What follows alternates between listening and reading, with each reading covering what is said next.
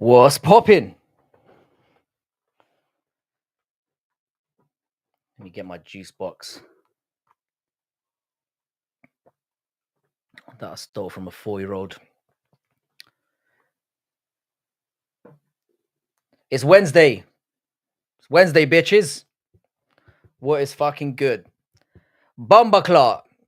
How's it going, Ron Lock? Big Frank. Yeah, you know it, bro. And so do the ladies. Or so I've told them what to say. How we doing? Frankie, what do you think about the co-main event, Rafael Fiziev versus Ignacio Bahamondes? Bro, I know enough not to bet on it. I'm staying the fuck away from that one. I'm just gonna sit back with my slightly less than alcoholic beverage, and I'm just gonna enjoy it. How you doing, Lane? Let me on. Yeah, you can come on. I'll send you a link in Discord. It's too late to link your channel though, but I'm not opening the panel for another 10 minutes. I've got a star-studded guest show panel tonight. All the boys are turning up. How's it going, Hans? Hang on a sec. Let me just send this to Paradox. Who's this? Oh, it's Paradox of a new and rather frightening. Hang on, Paradox, one sec. Trust Paradox to knock me out of my flow state.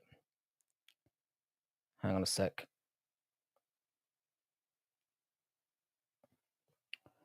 What's good, fuckers? How you doing, Hans? I also drink box on occasions. Is that a euphemism? Box. Yeah, it's too late to link the channels, but you're more than welcome to hop on and do your thing, sir. I had JVD on the other night. He was an absolute delight. Fucking love JVD. What up, Frankie? Nice emo hairstyle, brother. This is just a result of sweat and dirt, sir. And I took a shower about half an hour ago. UK be running hot at the moment.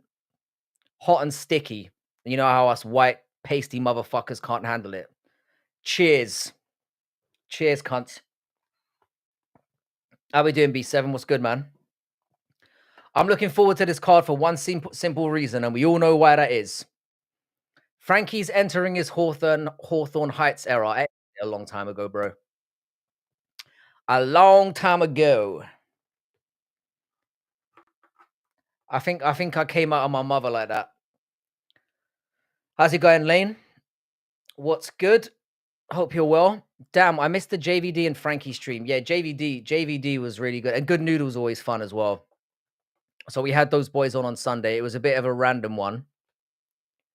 But it was nice. It was nice. The regulars fucking ditched me, turned their backs on me. So I had to let some random cunts in, and it turned out to be really fun. Talk about Saika Izawa. Don't know who that cunt is, mate. I'll be honest. Have no idea. If you're turning up to find an MMA hardcore, you've come to the wrong place, sir. It is Conor McGregor levels of understanding the game.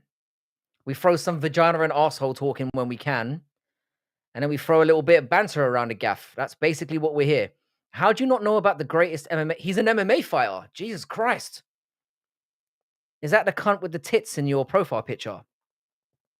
He's got some very nice moves on him. I'll give him that. I bet I could whoop his ass. Oh, she. Sorry. Women can't fight. Stop it. Frankie looks like he would star in the British Twilight movie remake. I've been told I look like Robert Pattinson a few times, usually by bitches trying to glaze me. I know how ugly I am. Don't glaze me, bitch. Just polish what you came to polish and get the fuck out of my apartment. Feel me? It's some mid chick, Frankie. Don't worry, she ain't no Valentina.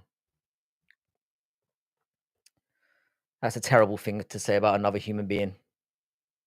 Terrible, terrible. Like I said, we've got a few boys turning up tonight. We've got Giuliano, the gift that keeps on giving. He's in the waiting area. We've got Combat Casual, who I actually like. I'm just kidding, Giddy. And Paradox is apparently turning up as well. So I'm looking forward to that. Conor got a KO the other night. Looked like another cheap shot. But you take those W's where you can get them. You know what I'm saying? You ain't ugly. You're above average. I'm short. Solid 6.5, sir. But I'm here for the glazing. It's all good. I like to be lied to. Oh, yay. Yeah, it looked like a little bit of a cheap shot. But like I said, it's all good. I do need to get a haircut. Thanks for pointing that out. I wasn't feeling insecure about it at all. And I don't have a big forehead. It's just the camera angle. 6.5 easy, but Saika Akazawa is 100 out of 10 in MMA prowess scale. All right, I'll check her out. I'm not going to check her out. Why am I lying? I'm sorry, bro. I don't care. Wagwan, me people. How you doing, Joey the Weed Ninja? 6.5 is solid. It could be so much worse. It could be. It could be. I think you can. The sweet spot of being a 6.5 gentleman is very simple for me. You're not ugly enough to be detestable to the opposite sex, but you're not so hot that you're unapproachable. It's that beautiful sweet spot. The tattoos look expensive. Well done. I usually cover up on streams when you were about, I guess. They were collectively quite expensive. I mean, it's a 7 with the juice box. Chrissy J, I love you. You'll always be a 10 in my eyes. Being one of only 2 females that comes in here regularly. Gio just asked me if I'm on the panel today. Why am I reading out private messages? I'm an idiot. Sorry. Yes, Gio, he is on the panel today. We're gonna be popping. We're gonna be getting things going in a couple of minutes. I think Paradox is gonna turn up as well. I gladly take an English 4.5. They're capped at a 5, mate. So I'm sure you'll be fine. How are we all doing today? 6.5 is a good place to be. That's what I'm saying. Don't read the private chat. I love titties. Oh shit. My bad. Me too, bro. All shapes and sizes, baby. Bee stings to bazungas. Also, I'm a Seika Izawa super fan. Hang on, let me see this. Hang on. Seika Suzawa.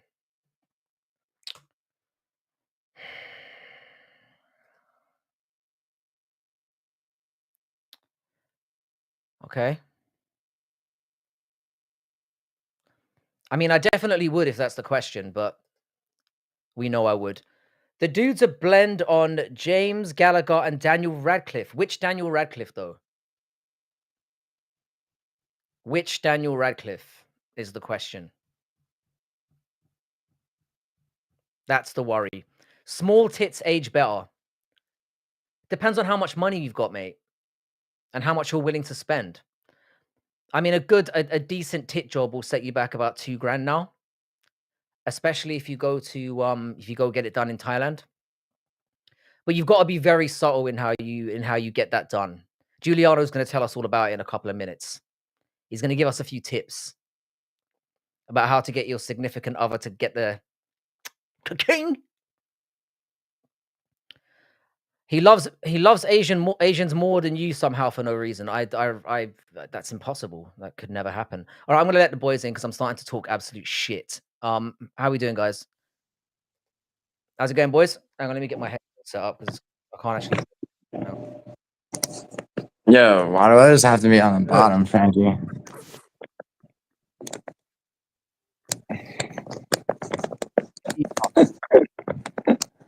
Sorry. Yo, so I'm in a hotel. Can you hear me? No. I can hear you, yeah. Oh. Oh, sorry. I mean, damn, no. Shit.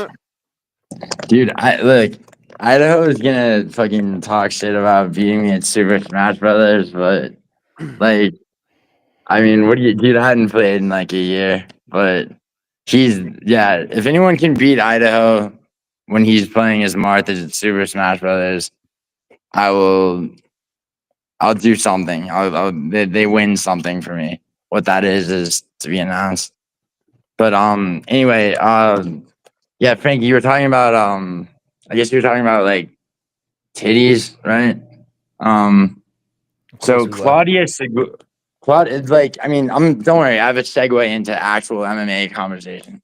Claudia Segula, who's fighting on this card on Saturday, She's arguably the hottest active female UFC fighter. I said arguably, by the way, but she has a lip filler and fake tits, which like is is obviously not going to help her, in the octagon. And Wait, what's her name? I think Claudia Segura. She's fighting. She's not the one fighting. I think she. Wait, who is she fighting? She's fighting fucking. There's two bitch fights. It's Daria whatever versus the other one, and then she's gonna lose.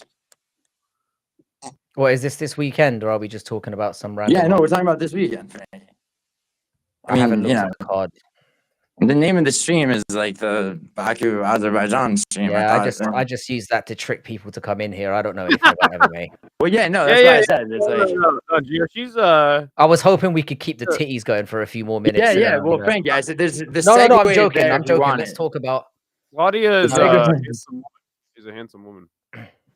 Who? She's a handsome one. Oh dear. Wait, I know you're saying. Is she on the prelims? Yes. Oh, Claudia Segura. She's pretty good looking. Yeah. I said arguably the hottest. But dude, look at her lips and her obviously look at her tits too. But look at her lips. She's not my type at all. Yo, anyone who pumps ass fat into their lips is. I mean, it's good for some things. Musical has a short of me. Oh man, I haven't seen it yet. Sorry, everybody got shorts. Yeah, Frankie, you would agree that Claudia is a good-looking woman, though, right? Yeah, she's all right. I mean, I would. That doesn't mean anything, though. Right, exactly. Doesn't mean anything. Like, so yeah, fair enough. So how are we looking forward to this weekend's card? I'm assuming you guys are all bugging out because you got to have it after you got to watch. You got to turn it on after your morning waffle. Well, what time is it? I think it starts at 10 a.m. Yeah, it'll be or 11 a.m. I think it's 9 West Coast. Stressing out. Look at you stressing out, you dirtbag. Well, the thing about morning cards for me is like I watch it in the morning and then like later on at night I'm like, this is usually the time I'm watching MMA. So I'm like, fuck. I don't know. Hopefully there's something else. Bro, aren't you gonna be in Australia for this card or no?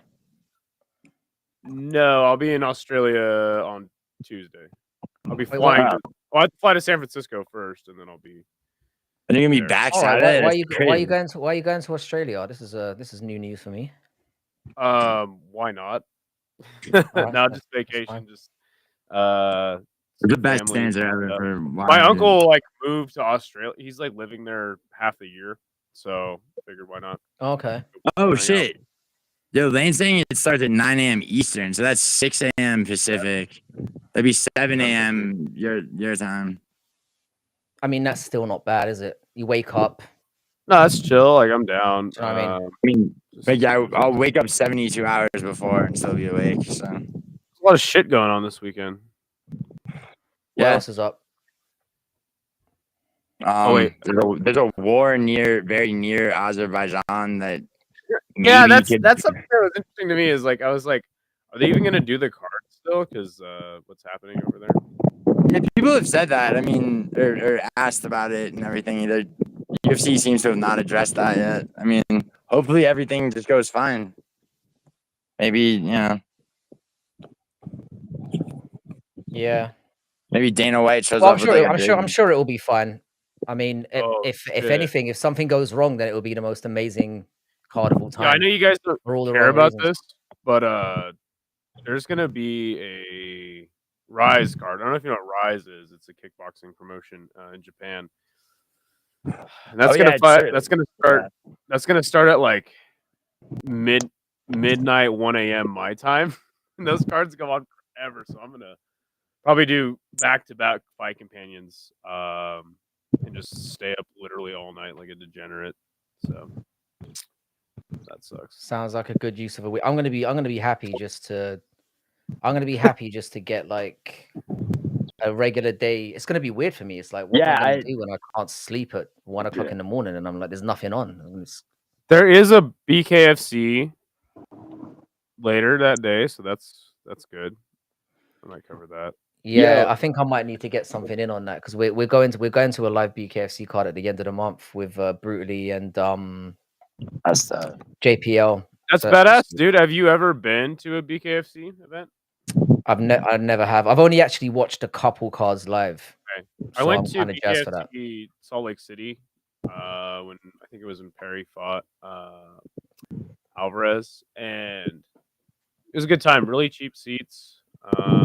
We're sitting like on the 3rd row behind the cage. So yeah, it was sick. Yeah, there's usually a lot of people like that are like pro fighters like hanging out at those. So try to get. Yeah, I've only started going to like live cards over the last few years, and I fucked it up many times because my thinking was always like, get a seat as like close to the cage as possible. It's the worst thing to do, man. Because not only can you not see shit because there's a cage in front of you, but I had the fucking cameraman in front of me all night as well. So when I went to BKFC, it depends on the venue a lot of the time. That's a good point.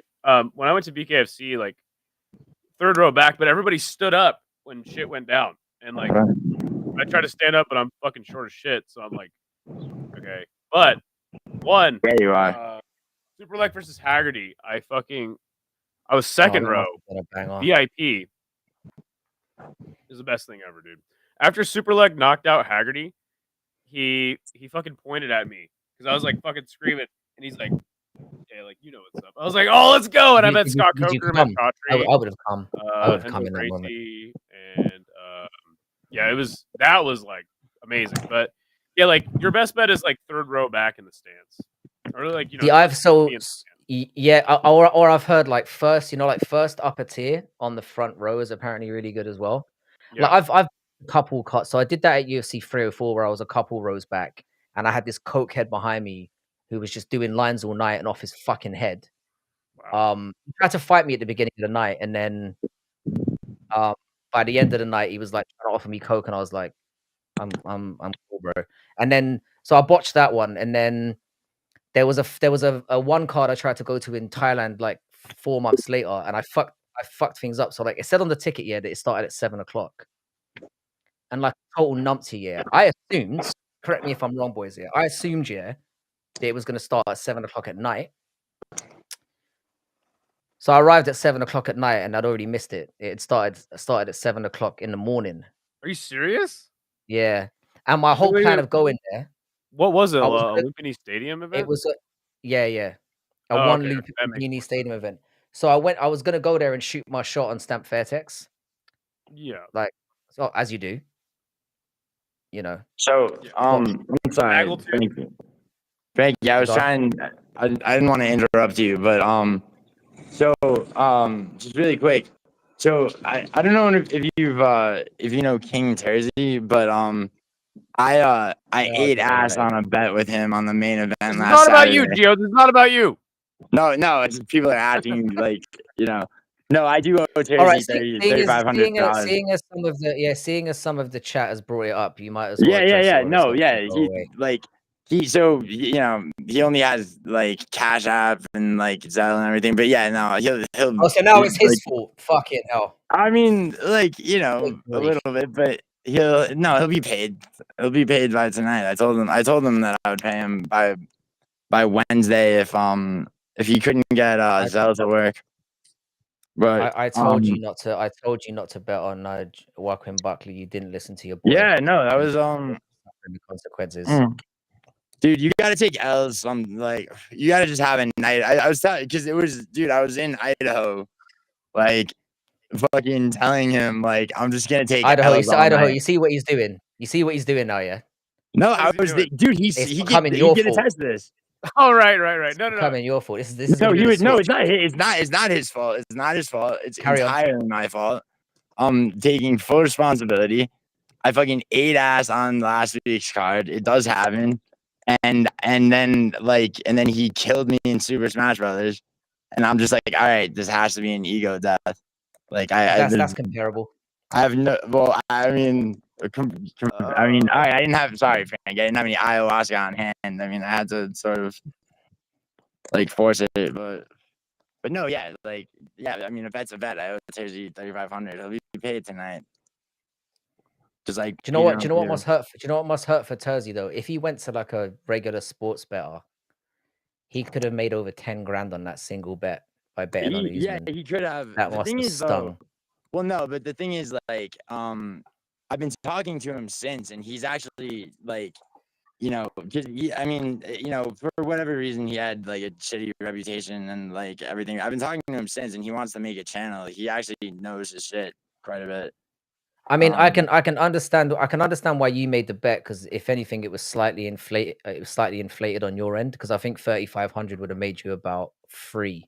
No, we didn't bet like that. We bet we it's like it was straight. No, but the just like- point is, if there's other options out there, and he's willing to put up 3,500, which is obviously what he did, he would Sure. have made over 10 grand. So like, it's Yeah, just, if he was I'm gonna saying lay it's a it bit at- of a, it was a bit of a weird move on his part, is what I'm saying. Well, yeah, I mean, you know, he had a lot of confidence in Kamaru, like, you know, and like, you know, And rightfully so.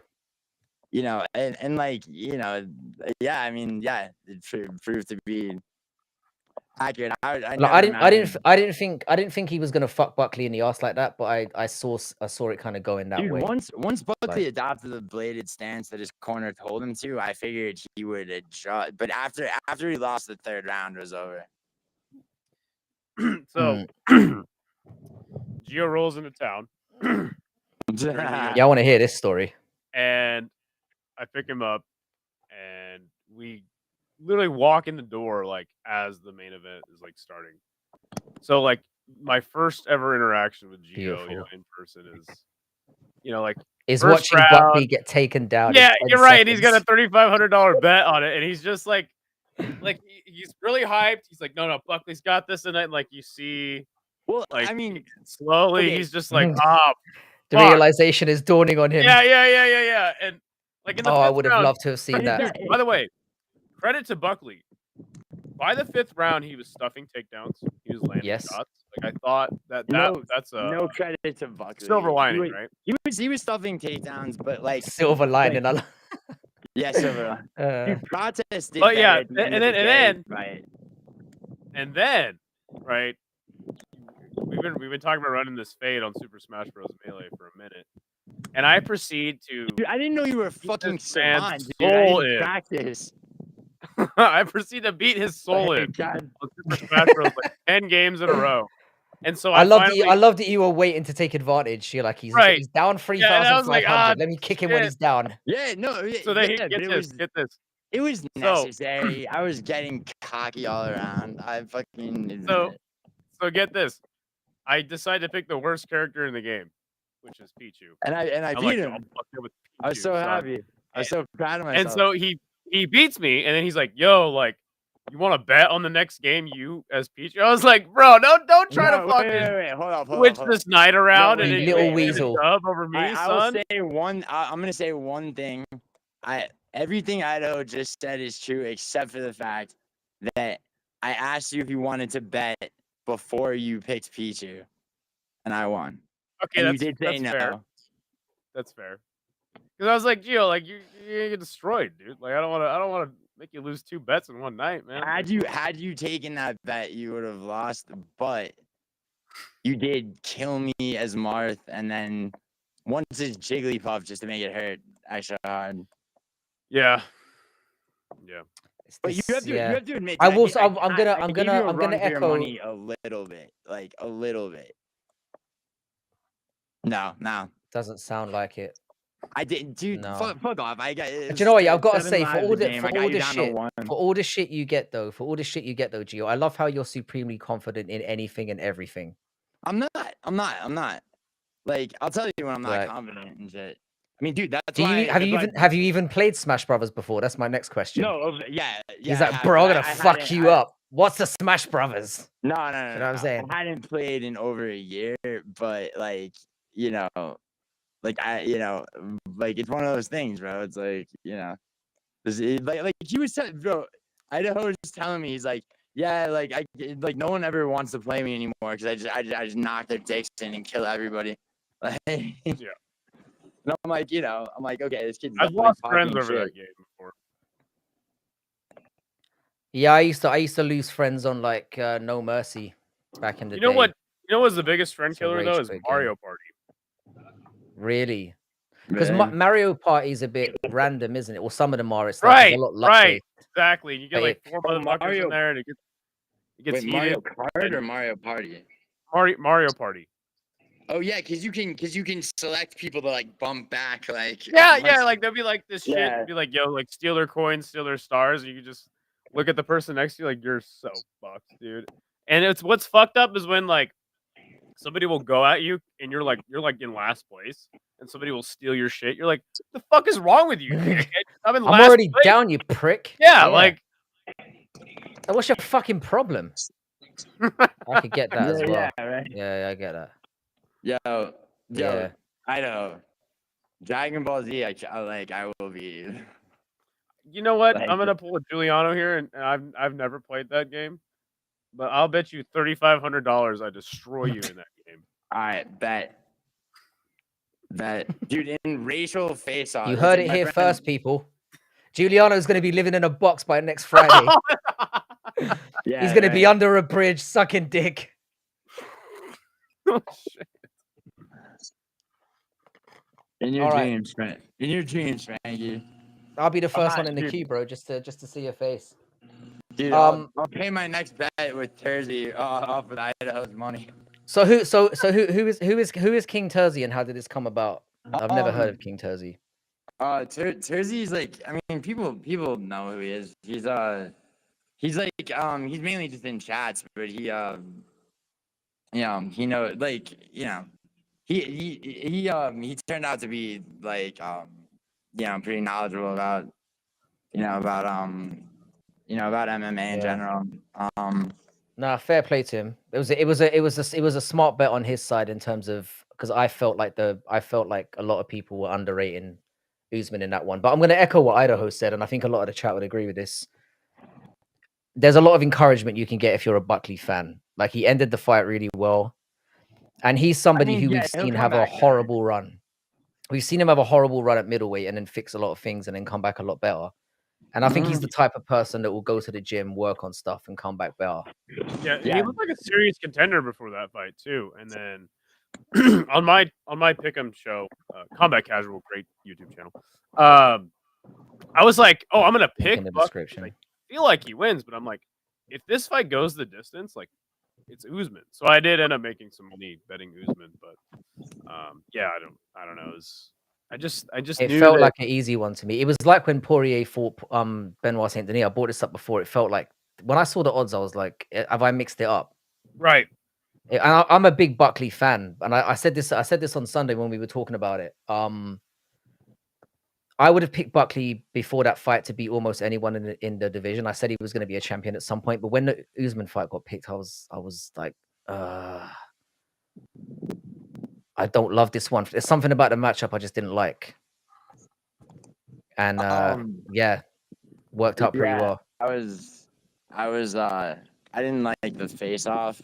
I mean, Buckley looked a little, but yeah, and we said this on Sunday as well. Like, Buckley seemed a little bit too excited to be fighting Usman. He's like, oh my god, I'm fighting Usman. This is like, I don't like that kind of energy. It's like, and Usman looked massive standing opposite him as well. But yeah, I thought it was an overall. One more Yeah, go thing ahead. with like that card, and then like I do actually want to Sure. have questions Talk about this about next card. week. All right, yeah, go for it. What did you think of Rodolfo Bellato's performance?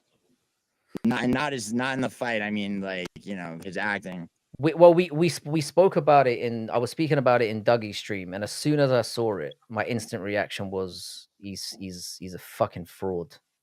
That was my reaction as soon as I saw it. And Dougie was trying to like, Dougie, fair play to him, was like, no, he's probably got like a late onset concussion. He's probably a bit confused, and he's come on to speak about it since. If you look at the way the sequence of events went, and I'm sorry to bore some people who've heard me talk about this last Sunday, but you see him get hit with the up kick. You see him turn to the ref and kind of go, like, put his hands out and go, look what he's done. As he's falling. As he's falling. Then he's flopped back, not hit his head straight away. Then he's kind of rocked his head back.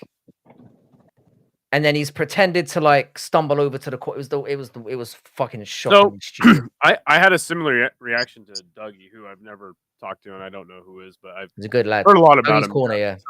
Dougie's Corner is good. I had a similar reaction to him. I'm like, well, you remember when Shane Burgos got knocked out? That was slightly different though. Well, right, but I was like, maybe it was like a late reaction, and I was kind of like down the middle. And I was like, yeah, it was suspect. I don't know, but then I saw a highlight on Twitter, and they played it in super slow mo. The kick didn't even land. I didn't even realize that. It didn't even land. I'm like, oh my, that just makes it worse. You know, so the real question though is like, so I was talking to Paradox about this, like, and it's like, okay, so a no contest being the result of that, right? When it could have been a KO for Paul Craig, but it also could have been a DQ win for Bellato. It's like, I don't know. It was never going to be. It was never going to be a DQ win for Bellato just because the way that it happened. Because he was, even though he was in like an illegal position when he connected, when he started throwing it, he wasn't. It was more that his knee hit the ground as his leg connected.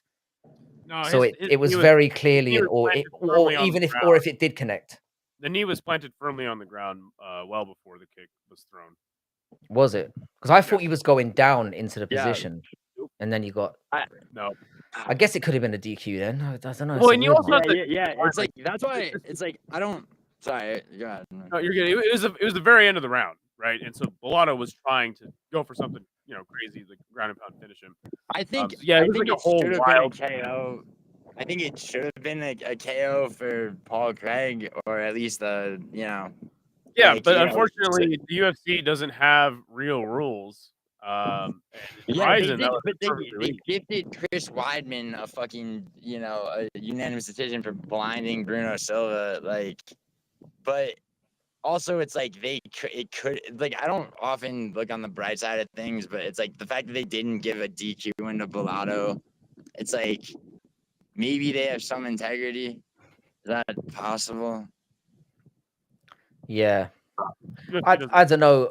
I think there was a lot right. It more highlighted what's wrong with it's more highlighted what's wrong with the rules than what's wrong with. I mean, Bellato acted like a complete plonker, but I also admitted on Sunday that if I was in that situation and somebody illegally hit me in a fight, and I'm thinking to myself, do I continue this fight that's kind of close, or I can get a free win here and get my win bonus and move up in the rankings? I'm probably gonna take it if I'm being real. A lot of people won't admit this, but fighting probably isn't that fun unless you're a complete lunatic. The pay structure incentivizes you to to take the win or take the win. You get paid to go and win, so it's like I mean, win double. That's something that Dougie and I have talked about too. Is like if you had, if you pay a living wage, their training and food and everything is paid for, and then you up the amount of performances of the night. You bring back knockout of the night, bring back submission of the night. Like, that incentivizes fighters to, not like, do so much gay hugging and just. Well, we've discussed that, like, it should be a simple thing, where if you get a finish, you should get a bonus. Yep. Yeah, no, pure and simple. I agree with that. I agree with and I think you remember when UFC used to have sub of the night and knockout of the night on top of performance bonuses. Like, I think those should be brought back. It's better than the current system, but it still becomes a subjective thing because if you get 2 6 subs in one night and then one misses out, it's like but like you said, a finish. You know what I mean? A finish gets a bonus, so it's like if a finish gets a bonus, that's it. That's what it should be. Yeah, it's like if let's say you get 2 like really slick submissions, like all right, well one guy got submission tonight, the other guy isn't just like holding his dick, he fucking gets a bonus. Yeah, no, I agree with that, but there's also definitely a long way off. They allowed grounded knees, grounded kicks, soccer kicks, face stomps. This is that's things that should be legal. That should be everything. I mean, when Jose Aldo munted what's his face across wasn't that one of the most glorious moments we've seen this year? when he ran across the cage and kicked Mario Batista right in the face, like he was kicking a field goal. Yeah, and they were just It like, was the most beautiful shit. It's like, whatever. No anti. But Yeah, yeah, it was man. beautiful. Let's talk Betty, about. I know. Let's Sorry, talk I about the was gonna Baku say, card. no. Your Yeah, go for it. Yeah, let's talk about a that. lad from your region of the world, Frankie Oban Elliott, is on the card fighting a Yes. random Korean name man. He's a lock. How high are you on Oban Elliott? I'm very high on him. I'm very high on him as a fighter and more so as a personality. I think he brings that I think he brings that intensity, and he's got a little bit of I don't know, he's got a bit of like cheeky charm to him. I don't know, he's a bit raw in there. As a fighter as well, I mean, he's been knocking some fuckers out. He's pretty exciting. Welsh people are kind of just funny as well because they just got funny voices. And sorry, JP, Yeah, Naomi. you guys are funny. You're funny to listen to. You. I'm high on him. Is he going to be a champion? Definitely not. But I could see him being 10 to 15 range and having good fights. He's not going to be a champion. Which division does he fight in? Welterweight. Yeah, welterweight. It's not going well for him. I mean, he seems to be improving with each fight. It's a little early to tell, but like, I mean, he keeps getting finishes, like, you know. And well, yeah. So like when I first heard of him, like Ariel had him on his show all the time, and I was like, why is this guy on Ariel's show? And then he debuted, and I was like, he didn't have a great debut, but yeah, in his last two fights, like we've been able to see the personality of Oban Elliott shine. And I mean, if you think about it, like so many people debut and lose and then go on to be great. Like, I mean, you know, so many people is a stretch, but yeah, like okay, but like how many people in the a lot of people don't get a second chance, right? Pavlovich, like I mean, Marab was a good example. Marab lost to fucking Ricky Simon. Islam, it was his second fight, I think, that he got knocked out. Like, you know. Oh yeah, is that right? Yeah, he's only had one finish. That's disappointing. But I'm saying at the very least he's exciting in there. He's not somebody who goes for a finish. If he keeps getting finishes, I meant like the finish in his last fight. On the other side, I've been a long time like fader of the South Korean fighters. Like, I don't think that the regional scene is strong enough.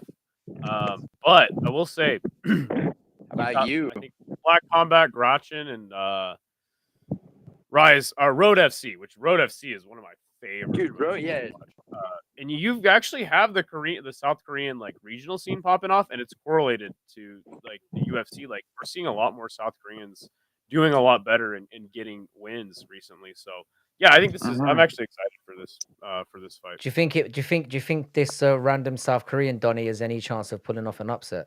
I definitely picked Oban, but I don't know anything about the random South Korean man, so I can't say anything definitive. He's not gonna beat Oban. He's not bad. 6 KO wins. No, 6. Yeah, he's got 6 KO wins. Look at his. I mean, it's not easy to knock somebody out. I've tried many times, and it always ends embarrassingly. So apparently it's quite hard. He hasn't fought anybody that I've ever heard of in my life. So can we because I'm actually curious to know what both of you think. Ignacio Bahamondes versus Fiziev. Yeah, well, I was gonna build to that. Tough one. I mean, do you want to talk about it now and then go back? I'll let you guys. Yeah, no. Do you want to go? Hard ground. Let's now that it's been brought up. I mean, somebody did bring it up in the chat earlier on. How you doing, Timmy? Dude, sick ass fight. You have Fiziev, who's been more tested against the top guys, and then Bahamondes, who's like just on fire right now. What I like about Bahamondes is I think we've finally seen like definitively he's dangerous everywhere. The only thing that really gives me some pause about picking him, which I am, is the speed of Fiziev. It's very underrated. Also, the low kicks of Fiziev on a taller guy, and we have seen Fiziev piece up a taller guy like in Moicano. That sequence in which he finished him in was fucking absolutely nasty. And but I also feel like aged so well as well. That right.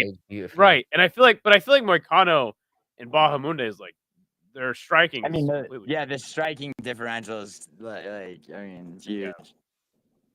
So But I yeah, think no, the kicks. Fiziev is not to be ignored at all. It's just like, Yeah, I think it's a weird. It's like, I feel, I feel stupid bringing up like stats, but like for the height difference, the reach advantage, the bot you expect Bahamondes to have kind of isn't there, which like as like you were saying with low kicks and things like that. I think Fiziev could definitely find an opening.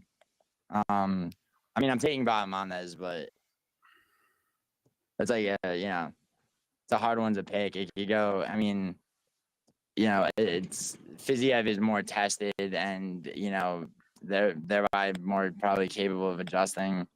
You know, if he's down around, he could he could switch things up where and surprise Bahamondes and I mean it's like I'm just thinking, I'm running through Fiziev's fights in my head. And, I mean, it's like Moicano wasn't that much taller.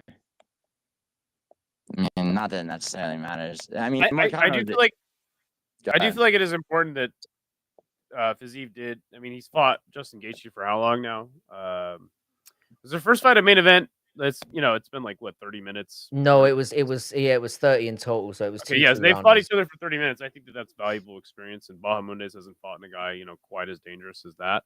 I do just think like obviously if Fiziev can, I feel like his hands are more dangerous, and his low kicks, but everything else Bahamondes has the advantage. More ways to win. It's a sick ass fight, and it's a tough test for Bahamondes, but I feel like if he passes it, these are the type of things we need at lightweight, right? Because like you've had the lightweight. I mean, Dan Hooker is ranked in 2025 after seeing his fight with Dustin Poirier in I think it was 2020. Such a sick fight.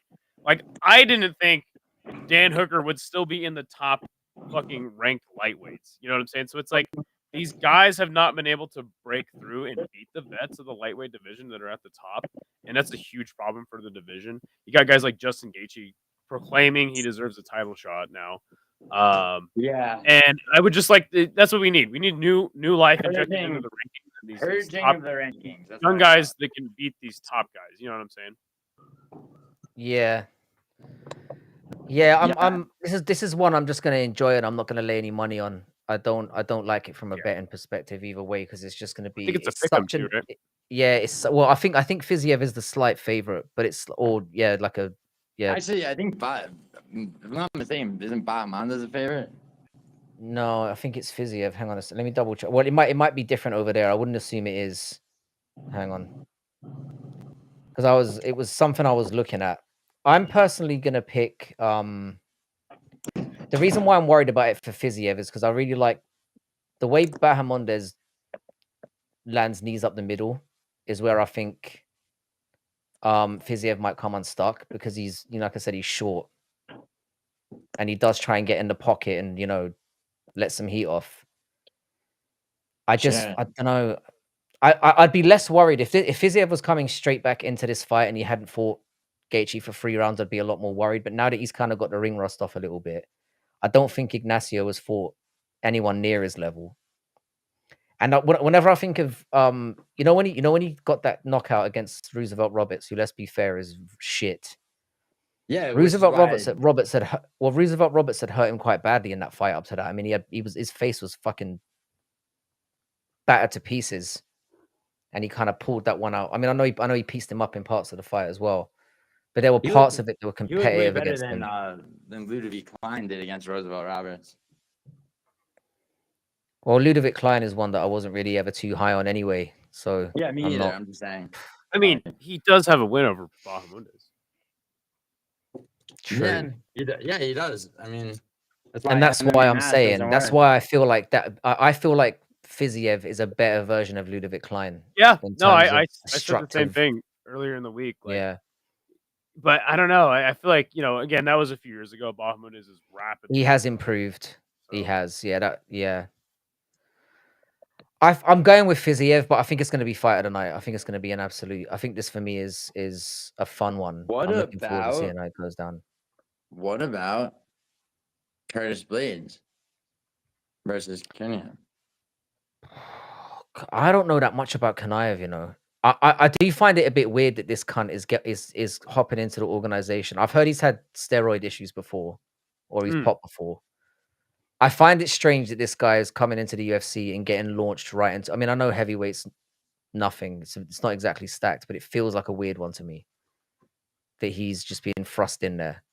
And I like Curtis Blades a lot. I actually think Blades, despite the fact he's got a horrific chin, if you allow him to get his game going, he's very dangerous. He is dangerous. He's also got. I mean, I think his wrestling's still underrated. Like he's got, and his fight IQ is underrated too. I mean, the Jailton Almeida win is is not. So like, I mean, I posed this question to Gio. We were talking about this fight.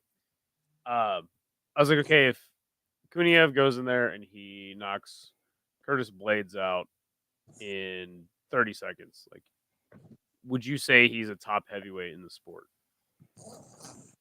And Gio was like, at the time, he was like, yeah, sure. And I was like, no, fuck no. Like, because Curtis Blades is the kind of guy that gets starched in 30 seconds, even though he is a great heavyweight.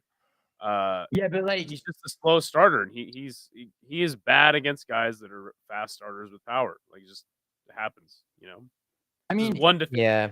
I mean, that as true as that is, if you and the fact that yes, Aspinall finished him in 1 minute. If you rewatch that fight, there was clinching, there was it's like the thing is that's heavyweight though. It's that like that can happen in any. If you get caught flush by somebody with that much like force behind them, I know people don't understand this. It's like because they think, oh well, it's a heavyweight fighting another heavyweight. The power that's generated in that division is different. Oh yeah. And because there's such a discrepancy between how much people weigh often, you get people who are at 260 and you get others that are at like 220, 230. Yeah, that's a thing too. And then when they come in on the night, you get 300-pound blobby cunts in there as well. So yeah, I don't know. You get like, so when you have like but I feel like a lot of people don't give so a lot of people act, do you remember a lot of people acting like Aspinall versus Pavlovich was just, it's like whichever one got the other one first, like, I mean, even the odds had them both at -110, if I remember correctly. Like, and if you actually rewatch that fight, you'll see. Well, that fight was very circumstantial. Because obviously, like with right. The fact that Tom was at evens jumping off the couch with like a back issue and he spent 2 weeks, I think that's testament to how I think if the fight had been it is. And I mean that's what I'm if they saying. both Like, had that's how camps, you it would have been different. distinguish. Sorry, I mean that's how. But No, I no, was go gonna on. say that's how you distinguish. You distinguish like really that it's a division that is like where there just aren't that many elite fighters. So Ryan Bader. Ryan beating Renan. I mean, what was it? 20-something seconds that it took Ngannou. So did Renan Ferreira beat Ryan Bader faster than he got beat by Ngannou, or it was close? No, it took Ngannou like a minute or two actually, but still, I mean, it's like you can see the elite fighters in the division. It's just really there's not many of them. Like, yeah, I don't know. I mean, heavyweight sucks. I'm expecting Curtis Blades to. It's like I don't know if it gets past two. Oh, I don't know. Curtis Blades could get knocked out at any time, but I feel like if he gets time to get his game going, I think he drags him down. Bro, the Derek Lewis fight, the Francis Ngannou fight twice, Tom Aspinall fight. Bro, Derek Lewis, the prime Derek Lewis was a problem for everybody. No, but the way he got I know it was a nice little shovel uppercut, but there was no distance to it. A heavyweight with a decent chin is not getting knocked out from that position. That knockout was so brutal. I remember watching it. I don't agree with that at all. Because he kind of went forward and then fell back. Well, yeah, it was like a bad like takedown feint, right? Yeah.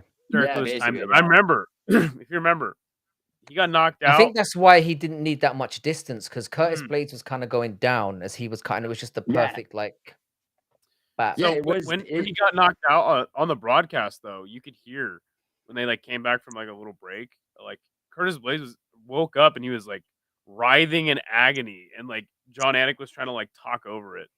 It's brutal. Yeah, but this is what I'm saying. It's like I'm kind of with you, Idaho, in that like if Kanaev goes in there and knocks his head off, I won't be going, oh my god, he's here. It's like you can't, because he's been chinned before. It would be a great win. Yeah. And he'll automatically be top 5, but I wouldn't be like throw him in there with fucking Tom Aspinall now, or like I don't know. It would be like all right, well, we've got somebody else who could potentially be a problem. I mean, but I wouldn't the be. fight's stupid. The fight's stupid as fuck. I think it. Yeah, I was gonna say. I think it's stupid. Like, I think what makes it more stupid. What makes it more stupid is it got called off, and then So if they had it as like, oh man, it's we're just putting this together short notice because no one else, I'd have been like, all right. But it got postponed and then they rebooked it, which to me is bizarre. I don't know. Well, what's weird about Kuniev too is he fought in the UFC already, and then he fought in Eagle FC, and then he went on Contender Series. Anyone that fights in Eagle wait, FC, wait, how do you go from fighting in the UFC to fighting on Eagle FC to contender? Like that doesn't. It's a weird trajectory. I mean, there's people that there are people that have failed in the UFC, gone to other promotions, and like Yusuf Zalal would be like probably the best example of someone who's come back to the UFC and Yeah, they have one fight in the UFC. Yeah, but what's he done to deserve this is the point. It's like, why is he suddenly fighting Curtis fucking Blades? I agree that it's stupid. How'd you fight at Eagle FC and then you're fighting Curtis Blades? It's weird. I mean, they should give. It's not like when you had like Kaya Sakura, who was like had a decent time. He lost and won some fights in Ryzen, but he was the champion and he was he was a star. You can justify it. It's like, who's this fat cunt who's beat nobody and was in a shit organization where he also fought nobody and then he popped several times. Why is he here? I just think that they want like they want like a somewhat exciting heavyweight fight on the card. So it's like if you put him up against like fucking Martin Boudet, like instead and made it like the second fight on the card, like people are sick of those like fights. Well, I think that the UFC hates Curtis Blades and they just yeah, for sure. I guess so. Yeah, it's a hit job. Let's see. It could, it could be. I mean, do you think? I mean, how do you think the UFC, if you think they hate him, how do you think they felt about him beating Jailton Almeida? Bad, sick. And then, so they said, "Fuck this guy. We're gonna give him Kuniev." Yeah. Because it does. This fight does nothing for Curtis, right? It does nothing for him. No, absolutely not. Okay. But if he loses. Right. He will never get a title near. He won't even get anywhere near a title shot ever again. Nope. And it sucks. You could even justifiably cut him if that happens. Right. Which they won't. But. They might do that. He's one of the best heavyweight. Like when I say the best heavyweights in the sport, it's like there's 10 good heavyweights. So your mileage may vary, but like he really is one of the best heavyweights in the sport right now, in my opinion. Yeah. I mean, but I guess his chin just. I don't think his chin was. Would you put him in the ad like across all promotions? You wouldn't put Curtis Blades in the top 5 though. Right? No, you wouldn't. No, because there's murderers in organizations all over in the top world 15, that you haven't even heard of. Top 15. You remember talking about Phil DeFries? Yeah, what about him? I mean, dude, I don't know. I think like Isha and I like him, a bit more than you do. Yeah, you guys are fucking delusional. I mean, I don't think he's the best, dude. I think Isha likes him to a little bit of a ridiculous degree, but like, I mean, I think Phil DeFries is definitely up there. Like because he beat Todd Duffy. No, not and he beat fucking what's that stupid fuck's name? Augusto Sakai. Oh. Phil DeFries. Yeah. Dude, I love how he beat Augusto Sakai. Like, what the fuck? Then his last fight was against a kickboxer that fucking transferred over to MMA, and he subbed him in a fucking minute. And it's like, come on, that KSW Phil DeFries, best heavyweight on the planet. It's like, you guys are fucking retards. I never said, dude, that's Isha's argument, dude. I'm not. You just said you agree with him. No, I think Phil DeFries is like top 15 probably in a shit division in like overall. And close to number 14 or 15. But like, I love how much you don't like I him. think it's way too early to say that, and we haven't seen anything enough. We haven't seen enough to. He doesn't suck, but he's doing great things in KSW, and defending their belt how many times now? It's like, who gives a fuck? And I hate to be that guy that's like the UFC like defender, but it's like I don't give a single fuck if Phil DeFreeze is on a crazy win streak in KSW. Yeah, like, KSW. They have nobody for him to fight. Like, Yeah, I hate being, it's not exactly. He'll get his chance, I'm sure. We'll find out soon enough. Yeah, he'll be over at some or he point. won't. Yeah. Well, we've got some people bringing up the main event, so we might as well segue into that. Who you guys got? Bring up Paradox's comment. He said, "Talk about how you're all picking Khalil, and you're all gonna be wrong." I'm like, bro, like what? Like, where is this? Was Paradox a fucking dude? Oh, here we Jamal are. Hill truther? Dude, Paradox loves to talk about how he swept the card after the fact. Paradox swept every card. What do you mean, the last card? Yeah, I mean, I believe like, that. I mean, he is the chattest man on the planet, so I would. Yeah, he can say what the fuck he wants, bro. If he wants to change history, that's up to him, bro. It's fine. Yeah, who's gonna stop him?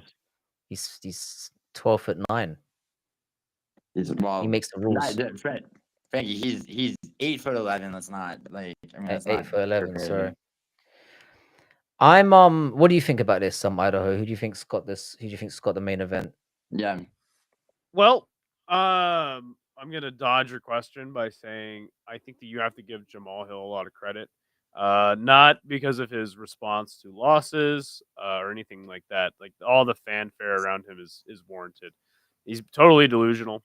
But the fucking guy goes out there to fucking fight his ass off every single time, dude. Yeah. And that's what he's gonna do in this fight. So of course he always has a puncher's chance. He's a very powerful guy when he connects.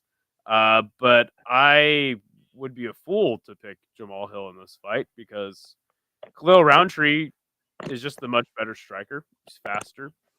Jamal Hill, he does have a good jab, but I mean, the only thing that's interesting about this fight is Khalil Roundtree did take a beating in his fight against Pereira, and you would say, well, Jamal took a beating against Yuri, but it's like I would say that the sustained and one-sided beating that Khalil took not that long ago could possibly affect him in this fight. But yeah, again, like I'm picking Khalil. If they fought 10 times, I think Khalil wins, 8 of them. Really? Gio? I mean, once again, like, yeah, it's like, dude, Jamal Hill's good.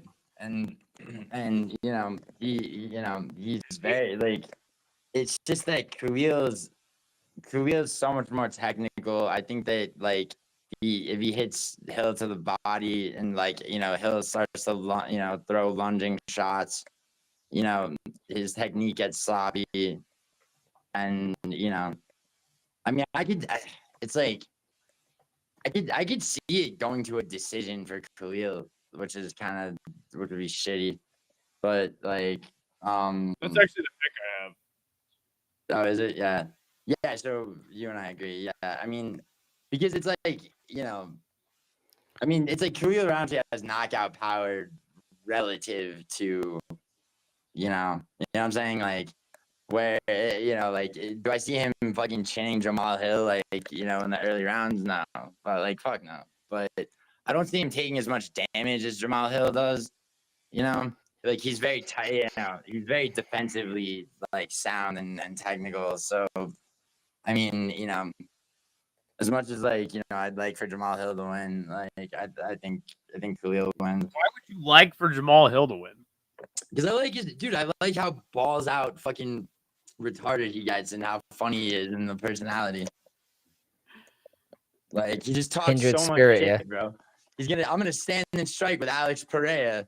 It's like, all right, bro, how did that work out? But it's like, and then he just keeps coming back with the same bullshit. Yeah.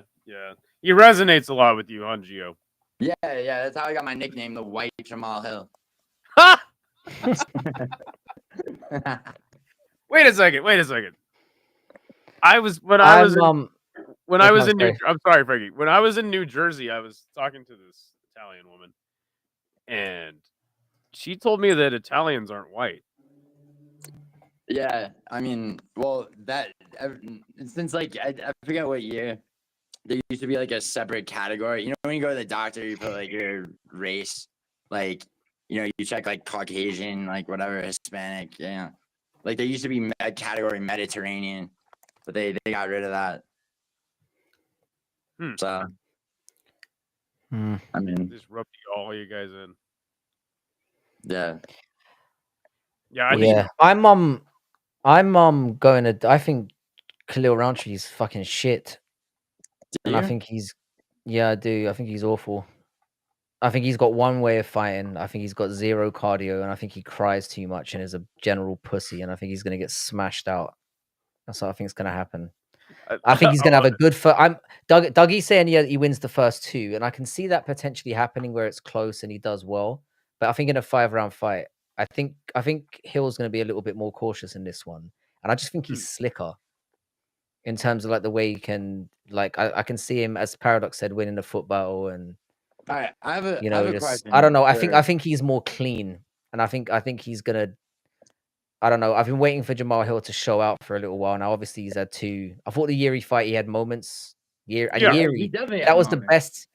It was the best Yuri we ever saw in terms of the head movement, the way he was getting in and out, and I think nobody would have been prepared for that version of Yuri because he just doesn't do that. Nobody. I think nobody. No, because he doesn't fight like that in terms of he doesn't really move his head, and I know he's got very odd movement, but he doesn't really move like that, or he hasn't moved like that in previous fights. It's always been he strikes from very weird angles.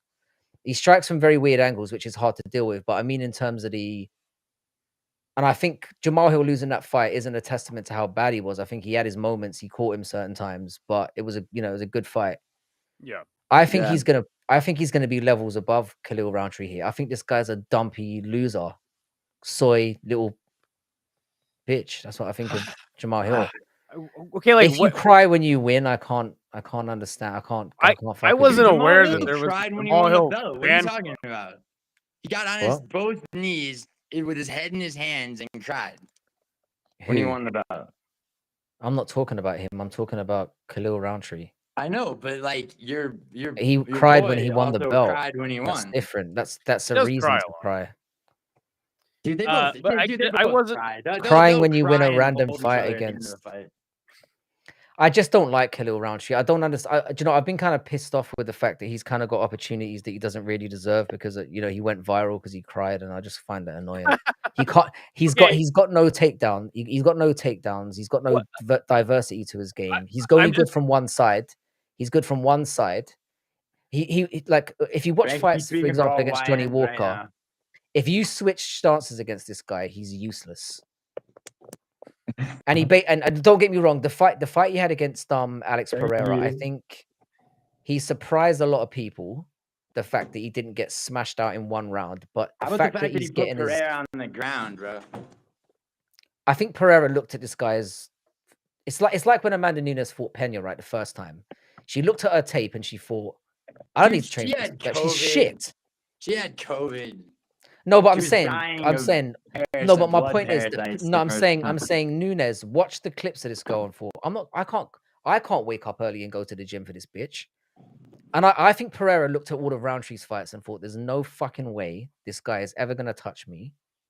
It was a gimme fight for him that we've. Dude, and I mean, I know he got out. He got hurt more than he was expecting, and Khalil did better than we all expected. But that's his claim to fame, getting fucking mollywopped. Bro, he was for the majority of that fight. Well, I mean, it was. I think wasn't it the second or the third round where he won at least a round in that fight, and he won a round. Yeah, he won a round. I think that's not debatable. Dude, who else besides arguably besides like Jan Blachowicz at light heavyweight until Uncle Bayev took the belt off Pereira? Who else won a round? No, but you can go out. You can go out there. you can go out there and have bad performance. I mean, he had a really bad performance. Pereira did against what's that wrestler guy, the one he fought in his second fight, Bruno Silva. where he was taken. No, it was even before Bruno Silva. It was that Michaelidis guy or whatever his name was. Oh, He yeah, got taken down a couple of times, and he looked like he looked average. You guys can have clearly bad did not nights. watch Alex Pereira's kickboxing career, and it just shows. Oh no, his kickboxing career was outstanding, obviously. But I'm saying like, But it's not like he was just starching guys in the first second of the fight. yeah, he had close fights. He's a fucking kickboxer. He's like gathering data. He's like, Yeah. He's a weird stance where he like does this a lot. But you know, Yeah, it's yeah. like Khalil has done very well in the stand-up aspect of his career. And I mean, like he knocked out Gokhan Saki, who at the time was like a top level kickboxer. So I always called him like the kickboxer's mage. And I think Jamal Hill is not really a kickboxer, right? Like he's more just like a traditional boxer.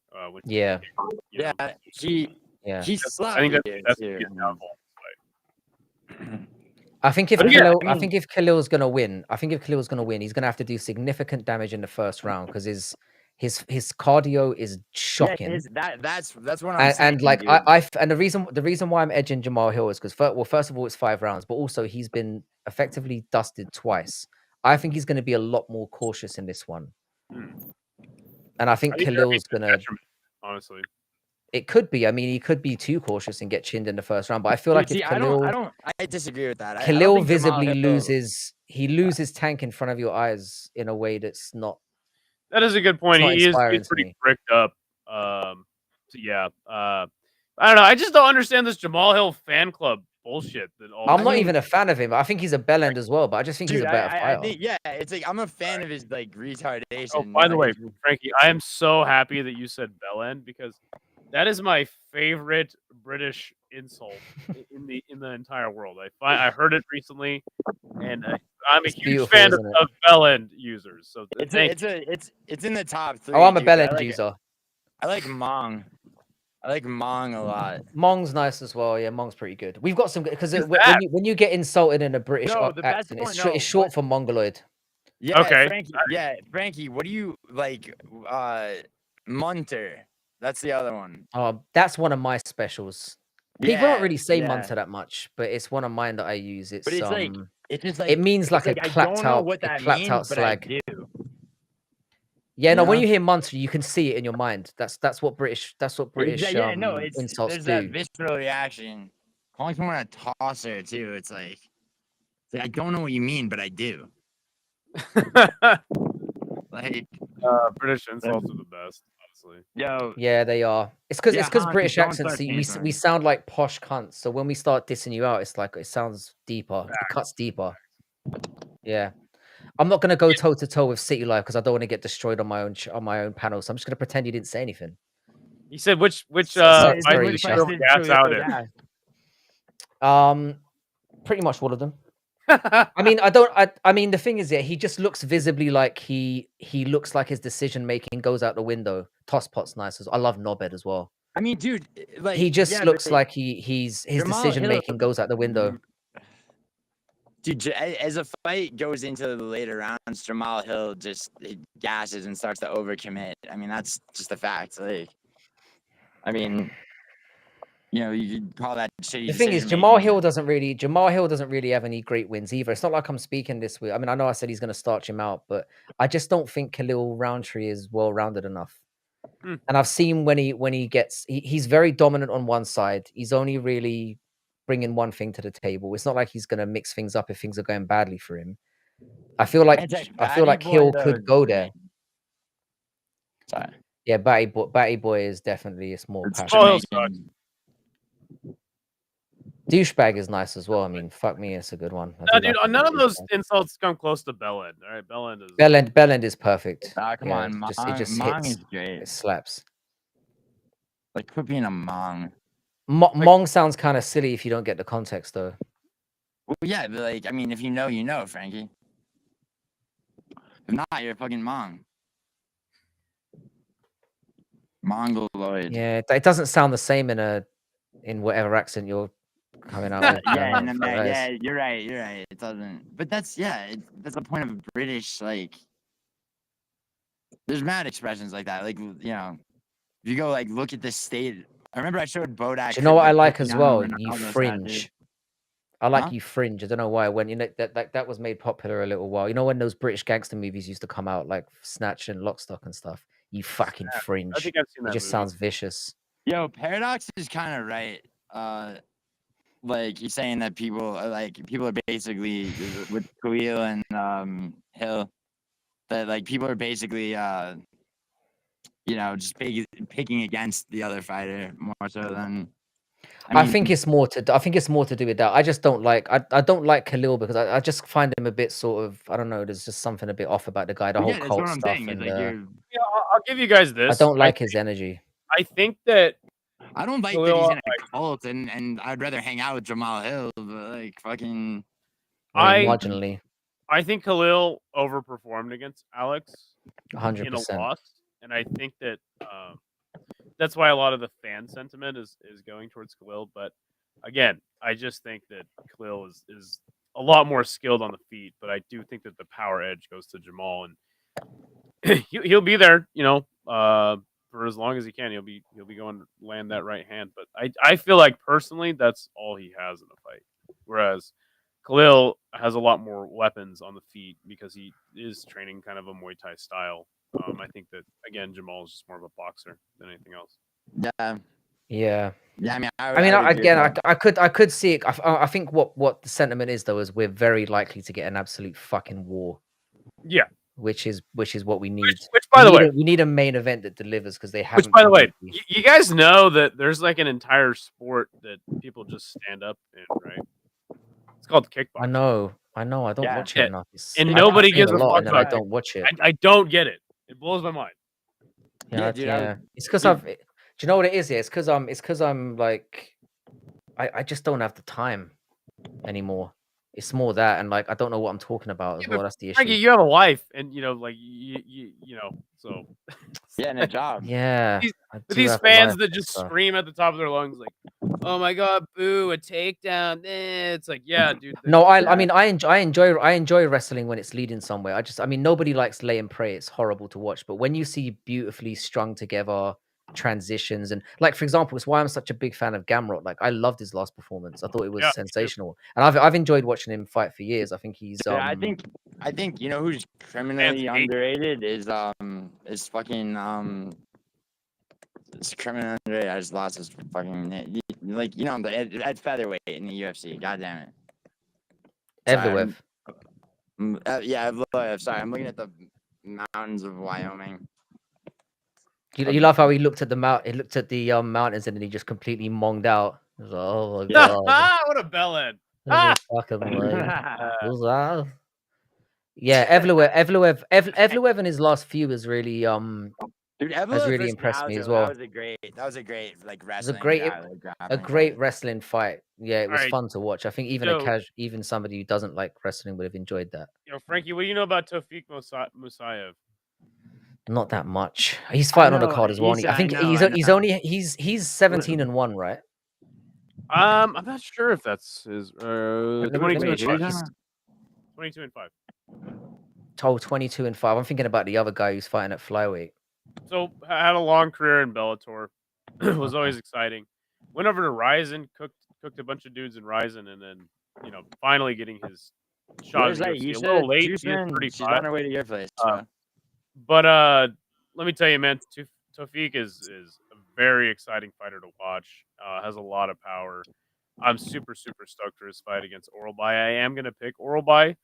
Younger guy, less damage. I think he can outlast him. But man, this is a fight I'm really looking forward to on the card. Yeah, that should be a banger as well. Because I'm like with Oralbai, that fight he had with Rebecca was that was such a great fight. Unbelievable. Dude, he rose from the dead in the third round. That was fucking an amazing fight.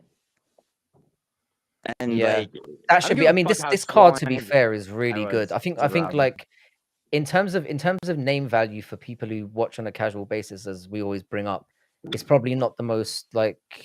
There are obviously names on it that are worth looking out for, but I think in terms of the matchups, we've got a really good potential. Like we've got a lot of like potential barn burners on this one, and I feel like we really need it.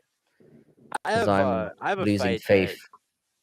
I have a fight that like people, have disagreed on Bogdan Grad versus fucking no, he's not fighting Sadikov. He's fighting Naimov.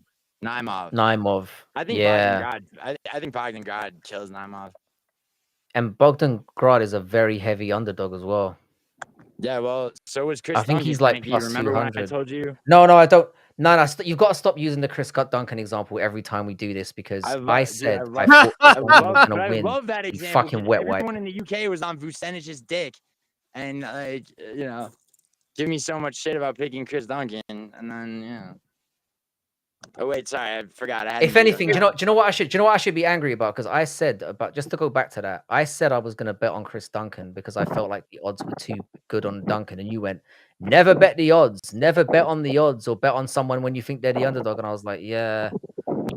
So if anything, you fucked up my night. You've done it to me like 5 times this stream. Like, fuck's sake. Oh, wait. Betty says that Bellend is a village in England. Are you? Yeah, and then Tim Denham says it's an uncircumcised dick, which is fucking weird. Is it really? It's just your bell end. It's the head of your dick. There's not that. It's your the bell end of a bell. It's such a great bell end. It's fantastic. Can you confirm that? Is that really a place in England? I mean, it wouldn't surprise me, but I've never been there. I feel like I need to think if there is. Written, like, well, we've got our names, and then you guys just copy our names and add new to the front. So yeah, that's true. And then but like we also have Native New Hampshire, names. you've copied all our shit, like, and then you. But what about all the Native American names? Frankie, what about man? You won the war, so you can just fuck off, all right, buddy? No, it was an early stoppage. I've discussed this many times. And also, it's like when two cousins from the same country have a fight, and then one of them wins, and then you go, that country won. We're from the same fucking place, bro. Yeah, but okay, like I love doing this. I love going on Google Maps and just looking at place names in England. Yeah, this place is called Stratford upon Avon. What the fuck does that mean? Like, why is it upon Avon means that it's on a river. You know what? That's stupid. Upon Avon, it's like Frankie, you know that? It means it's adjacent to a river. Frankie, we've got some fucking fruitcakey names, has the longest name of any place. It's like the train. Yes, Clelawinnon or something. We need to get JP on here to pronounce that. This place is called Burton on the Water. So why didn't they just call it that? Because it was probably on a lake or it's not adjacent to a river or banked by a river. There's different types of water types. Yeah, I think it's stupid. Don't get me wrong. I mean, I'm not defending England, but it's hard to do. But I'm calling early stoppage on that war, and I'm standing by that. And it's not over yet, mate. It's Well, anytime you want, you just come on back, buddy. All right. We'll oblige. It's not over. Is this a good time to? Is this a good time to remind everyone that I'm Irish and just to quietly back out of this conversation? Wow. Well, I mean, not without an IRA tattoo. Like show that back hat with the IRA. My dad had an IRA tattoo. I thought it was a bit too much on the nose. Hey, you know what? That's a good time for me to hop out. I got shit to do, boys. Frankie, thank you for letting me. It's been a. We're only going to be on for 10 minutes anyway. Thank you very much for turning up, bro. Appreciate it. Because I did only let you know at last minute. Thank you so much for pitching up. We'll do, bro. We'll do another one on. I'm thinking of doing a watch along on Saturday. So if you feel like popping in and out for that one, you're more than welcome. If you've got time. But let me know. Good to have you on, bro. My channel, by the way, can you drop your link into the description real quick? Because if you're not subscribed to Combat Casual, obviously do so immediately. And right back at you, Frankie. I actually had quite a few people watching this on my channel. I streamed it to my channel. Yeah, I saw. Yeah. But like, bro, like, do you have a Cash App or like a fucking PayPal, Venmo, like anything? Because like, he won't monetize. Like $5, and he won't monetize. You say you don't want to be monetized, and I'm like, did I want to donate to the channel somehow? So, bro, if I was here by myself, I would. I only talk about one thing because I'm just a horny degenerate. I've got nothing to say really, so I'm not charging people for fucking coming and listening to my retarded ass. I know. I've fought this war with Frankie, and he won't. Yeah, he won't take. Well, we appreciate you, Frankie, and Thanks No, for I having me. appreciate you guys as well, and thanks again. I hope you get up to that 1,000 subs as soon as possible as well, bro. Yo, good hanging out with your friend, but you gotta As brush always, up bro. on Super Smash Bros, man. I mean, come on. Yeah, Giddy, that's weak shit, bro. Come on, dude. All right. Wait, All right, what? peace out. Take it easy, brother. You gotta brush up on Super Smash Bros. That's a good place for me to leave. See ya. I mean, Yeah, so yeah. yeah, he did. Dude, he starched me in Super Smash Brothers. I mean, I haven't Which played version of it? Which version of it was it? Was it like Melee. the Super GameCube Smash Brothers Melee, like for GameCube then? GameCube. And yeah, Yeah. GameCube. And like I haven't played in over a year, but I mean, whatever, dude. Like, yeah. Yeah, you said that. That was a night of L's for me.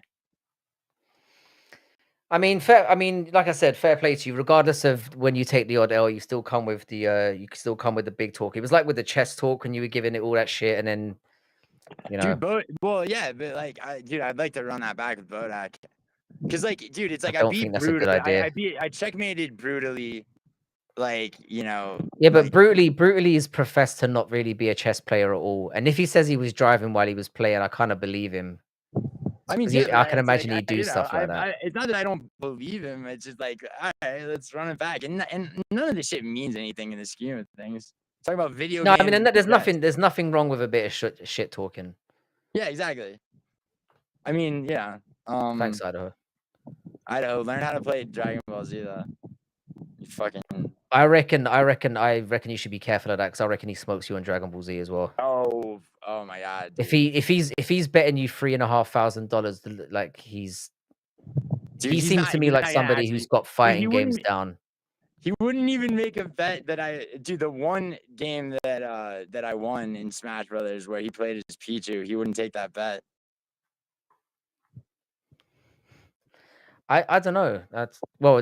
I don't know anything about Smash Brothers. I don't really play fighting games really. I'm not really big on them. That's so hardly I don't a know. fighting game. I mean, it is. It kind of counts. It is, but yeah, I guess you'd call that. What would you call it if it's not a fighting game? It's like, well, okay, it's different from like, like the way that, the way, like the way you have a splits. It's You like smash people. I don't think fucking it can play be video games. So I don't know like what the terms are, but it's like everyone's looking at the same fucking screen versus like a split screen. Yeah, but you're fighting people. It's like. By the way, if you're here, could you like the stream? Because there's 33 people in here, and I don't think there's very many likes. Sorry, continue. Everybody like Frankie's stream for fuck's sake. Yes, please. Yeah, I mean, rather than continue on that, on that road to bullshit, trying to make a case for Super Smash Bros. Not being a fight. But do you what are the odds do you think that this card is affected at all by the fucking war that just broke out? Absolutely zero. Yeah, it will affect the card in 0 ways. Yeah, I agree. Yeah, I think I mean I think it's kind of a good thing that it's happening. Because it shows that it's a good distraction from like what's going on. Well, not a distraction, but it's good that it opens up avenues to things still happening. And I'm just happy we're getting a European card in like an obscure place because I think a lot of us have been calling for that for a long time. It's usually only like London it's usually England or France. I was like, why can't we go to fucking Azerbaijan? It's weird though that we got that and we haven't had fucking Spain or like Italy or. Well, Spain's happening, right? Superior called for it. Until it's fucking in stone, I don't believe that it will. Because they seem to think that. Because I don't think they've got the indoor arenas necessarily. They've got a lot of stadiums they could do, and for some reason, Dana seems heavily against that. Yeah. For some unbeknown reason. You know, one thing I love about Hamdi being on this card is that fat fuck, that fat Egyptian kebab salesman. Yeah, you know what's great about him being on any card that he's on, you know that they're not testing for fucking steroids. Yeah, I mean, if he's doing steroids, he's taking the wrong steroids though. That guy is fat as fuck. I think I'm quite surprised he's such a big favorite as well. UFC Auschwitz. Oh man, I'm doing a lot of stuff on Asterisk at the moment, and my students all have no behavior, so they're just saying the most disgusting things.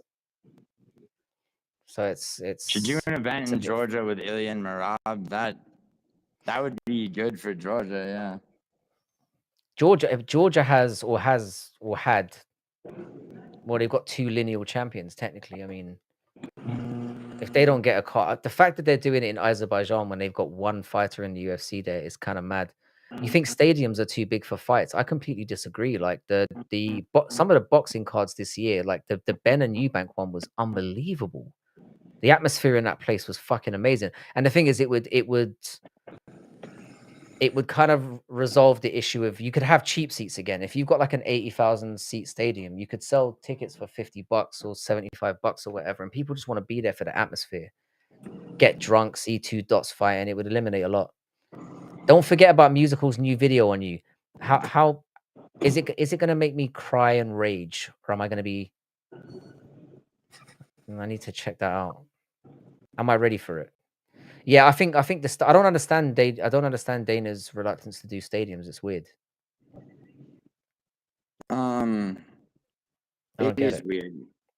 It is weird. Like, we need to get more fights all over the world because I'm sick of watching a card at 12 o'clock at night every week. Yeah, you guys have it rough over there with the timing. But everyone should have a chance to see what it's like to have it rough. Do you know what I mean? Have it everywhere. Do more Asia cards. Do more European cards. What was it? On Jan versus Figueiredo, that would start at midnight in the US. Yeah. I think you lot have it. I think they should stop. I mean, we've been saying this for a while. They need to stop doing Apex cards, and when they feel like doing that, they need to fucking have just go to somewhere random in Europe. Go to Georgia where there's a champion, because if you don't do a Georgia card now, it's never going to happen. I mean, Marab is being talked of as possibly pound for pound #1 at the moment. If you can't do a fucking card for him, it's never going to happen. Who do you think is his next defense? Do you think it's just Sandhagen or what? Yeah, I do. Has to be.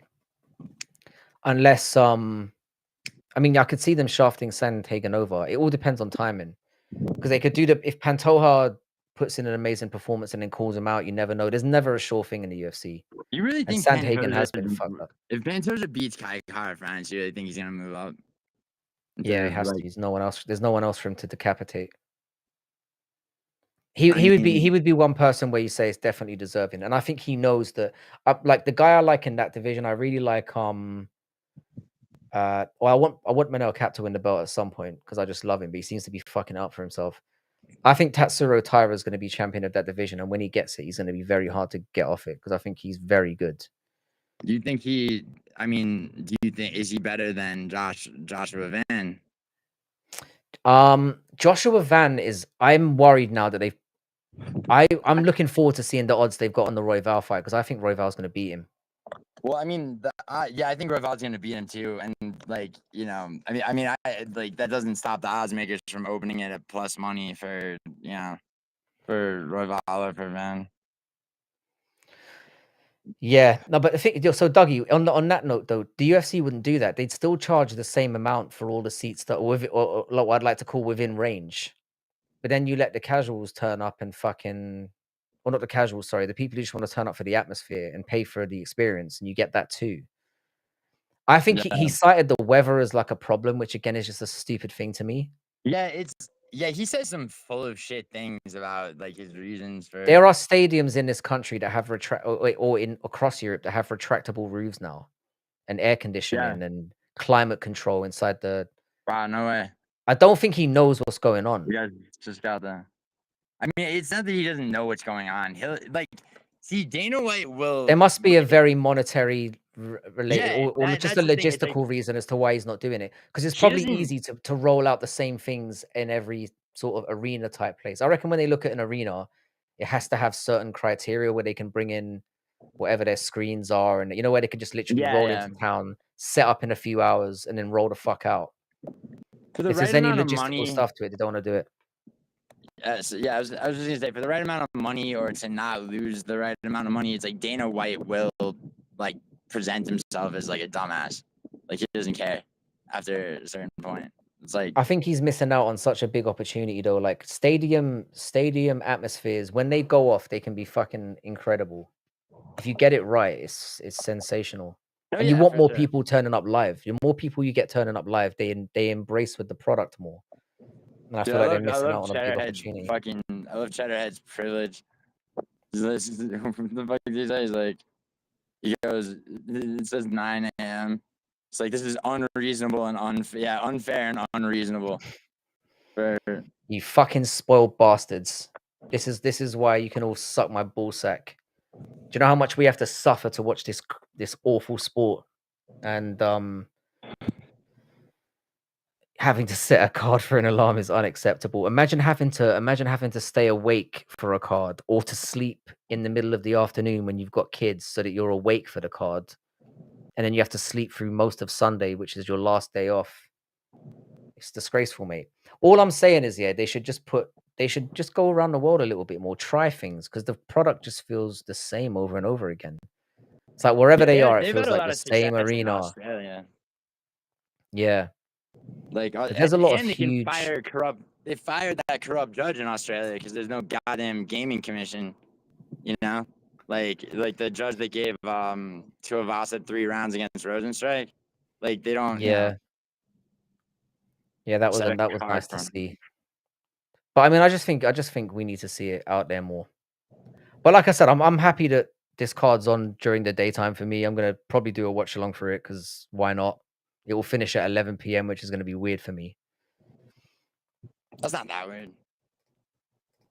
Mm. If you shot me a link, I'll jump on for a bit. I've heard. Yo, bring Dougie on. Yeah, hang on. Yeah, Dougie, we'll do. Hang on a sec, Doug. Let me get you in. I've been dying to be on the panel with Dougie so much ever since. Hang on, Doug.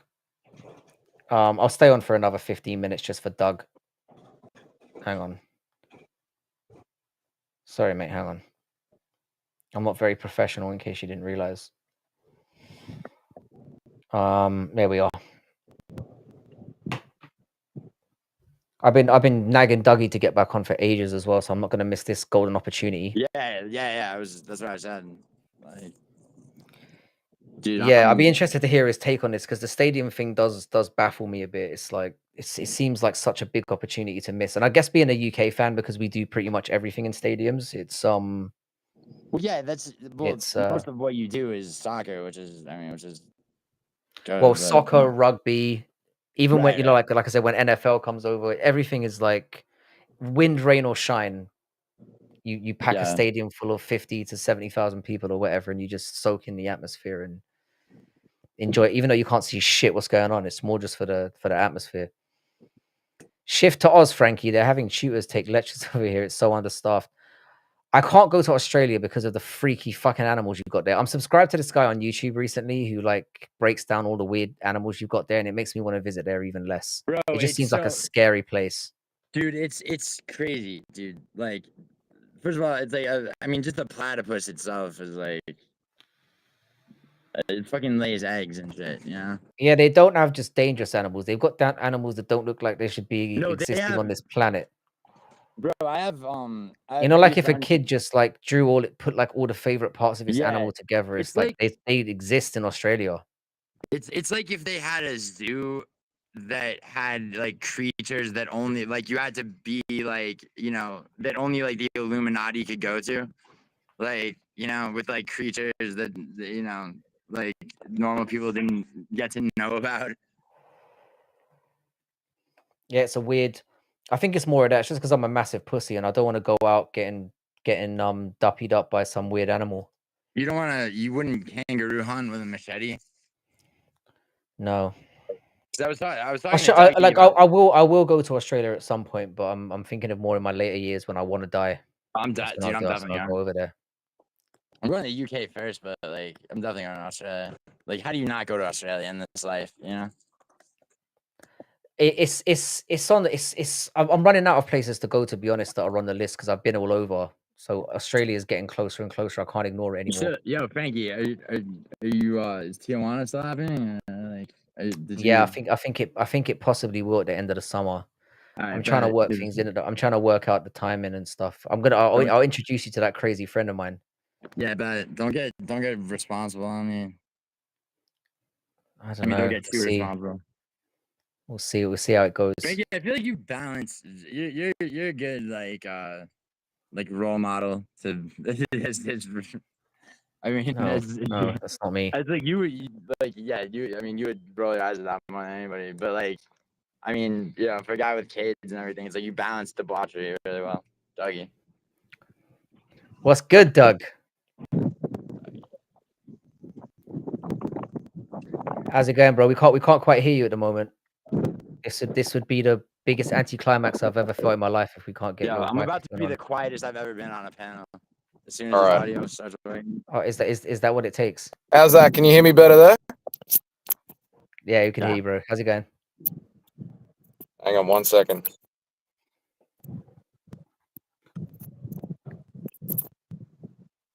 Oh, fuck that. All right, we'll just have to go like this. That's all good, bro. Yeah, about this. Your silky monotones will be enough for this stream. We're happy to have you on. Dougie's first vertical stream. I don't think it is. All right, can you hear me? Yeah, I can hear you, bro. I can't hear you. Oh, no! Why is my Bluetooth mic failing me today? No. We can definitely hear you. So if you can hear off, just go off on the ramble All of a right, cool. lifetime. So here's the problem with the stadiums from what I've been hearing, and I've just pulled over on the side of the road. Here's the problems from the stadiums from what I've been hearing. There's two problems. Number one, you know the UFC like to charge like $900 for the back row, and they don't want to drop ticket prices because the UFC is a lifestyle product. Well, it's three problems. Number two, they'll only go to stadiums where they can close the roof because they don't want bugs and shit getting involved with the lighting. You know, Dana's always talking about the product. He wants to control the atmosphere 100%. And then number three, you've got a limited amount of stadiums throughout Europe that have closing roofs. And those stadiums get booked up for the football season for the next 12 months. So you've got to get a Ilia Tapuria on schedule for a stadium that has a closing roof around the European Football League and concerts. You got to time all of those things at the exact same time to put on a stadium show in Europe. And it's probably just not worth the effort when you think about it. Now, I can't hear what you're saying, so I'm going to jump off. But I'm sorry. I got my Bluetooth mic here. It's just, I don't know why it's not connected. I can't hear shit. Do you know what? I'll send you a message later. We'll get Dougie on again to go fully into it at some point because we've got to do something. We've been meaning to do so for a little while. But I'll do it when I'm at my laptop and we'll do it properly. Yeah, that would be sick. We'll set something up during the week. Thanks for popping on, man. I appreciate that. Dougie, see you guys. Pissing me off. Take it easy, brother. Subscribe to Dougie's Corner. Subscribe to Dougie's Corner, absolutely. Yeah, he's literally my favorite. He's my favorite live streamer to listen to when watching the fights. I don't know how he has the stamina to do it every week. I respect. Dude, I don't know. Yeah, it's like, I mean, the amount of videos that he cranks out and then live streams is very impressive, and he doesn't just have one channel as well.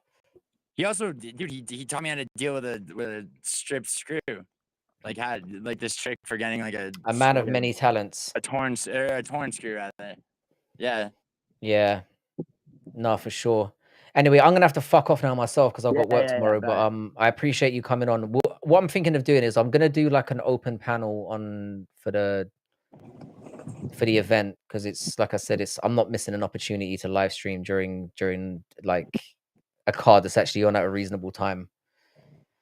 So we'll send a memo out to the boys and see if we can just get some random fuckers on Saturday. But no, I appreciate you. Are you when is your predictions video come or your predictions video coming out for this one? You're gonna try and get it out early. Probably tonight. Okay. Yeah, that's like, you know, I wanted to I wanted to steal some takes from people. That's why I asked about those fights. And hang on a second, I've just found out that I'm fighting on the channel. Is this the final? Oh yeah, there's no way I've made it to the final. Yeah, yeah. So yeah, if we could raid Paradox and watch me win the whole fucking thing, watch your boy finally get the W he deserves. I mean, Paradox, can you link your channel in here?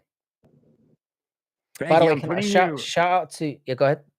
Oh, I was gonna say, like, who's left in the Chat Olympics? I have no idea. I've Paradox, seen who's- 2 rounds of it. Yeah, Paradox. Can you give a quick breakdown of who's still left? Yeah, Paradox, who's left? Let me jump over to there now because I don't want to So miss I'm gonna tell myself you the getting my odds right fucking now, ass and then whooped I'm again. gonna fuck off.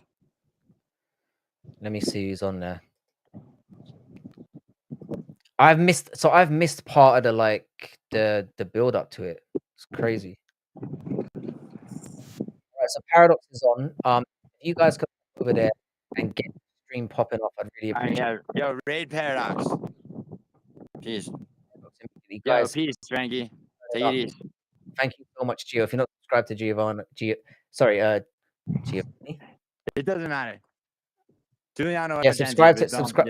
Yeah. Yeah, It's Giuliano okay. Argenti. Please subscribe to Unsubscribe Giuliano. from Giuliano Argenti. Subscribe to Paradox. But no, I subscribe to appreciate you. I appreciate you twisting my arm a little bit to get on tonight because during the week it's just so tough for me, man. Yeah, but I like appreciate you. dude. Yeah, I don't know what happened to Good Noodle. He was having like his car was fucked yesterday. No, Like, he this is mentioned his day off. he did come on. He came on Sunday and he was fantastic. Like it was a really good show. Yeah. No, I've always got time for Good Noodle. I love that guy. Yeah. So he's always welcome on. We'll find another time to do it. But jump over to Paradox right now. Yeah, very Paradox. And subscribe to him as well. As always, to everyone in the chat, thank you so much for turning up. Appreciate all of you. Much love. If you could subscribe to me, what's my channel name? Fight Night Frankie.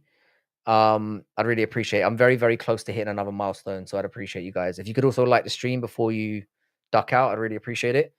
I'll be back again on Saturday. I might do a quick one on Friday, possibly, but you'll definitely see me on Saturday for the card, so you American fuckers can get up at just after breakfast and hopefully enjoy what's I'm hoping will be a good card. Thanks very much to all of you, Lane, Tim, Douglas. Douglas, I'm sorry you're didn't see you were here. Antec, Westy as always. John Jones is a good person. Can't believe you made me say that out loud. Everyone get over to Paradox and show the guy some love because his Chat Olympic streams are always entertaining as fuck. So show the boy some love. Yeah, I'll see you all on Saturday. Thank you so much for hanging out with me in the middle of the week. I appreciate all of you. Roundtree's getting fucked.